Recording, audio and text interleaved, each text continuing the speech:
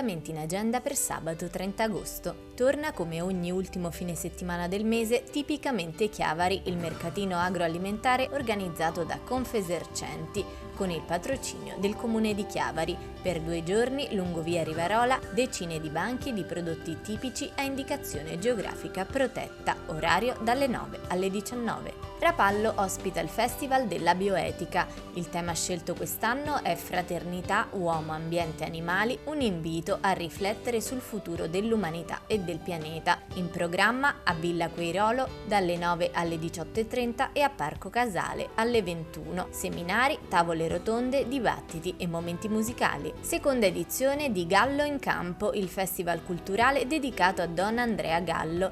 Alle ore 15:30 è in programma il consueto corteo dalla sede dell'Ampi di Campo Ligure fino alla tomba di Don Gallo, cittadino onorario. Alle ore 17 nella piazzetta Rottarolo verranno presentati 2 libri, Guarda il cielo di Matteo Fortuna e Simona Binni e Sulla testa i miei anni con Donna Andrea Gallo di Federico Traversa. Alle ore 21 in piazza Vittorio Emanuele II prende il via il concerto Canzoni di fuga e speranza. La società economica di Chiavari presenta la mostra personale di Brunella Rossi nell'ambito della rassegna Arte in Economica. Appuntamento per l'inaugurazione alle ore 18 alla Galleria Grasso. Sempre alle 18 nella sala Riccio a Sestri Levante è prevista l'inaugurazione della mostra a cura dello scultore Leonardo Lustig. Orario di apertura tutti i giorni dalle 10 alle 22. L'ingresso alla mostra è gratuito. Prosegue a Bogliasco Ombre di Jazz. Il festival giunto alla sua 7ª edizione, in programma alle ore 18:30 in piazza 26 aprile Jazz in giallo. Alle ore 21 il trio Naviganti e Sognatori e alle 22 Capoverde canta l'incontro. A Recco tradizionale cena pro santuario, in programma in via Trieste con inizio alle 20:30.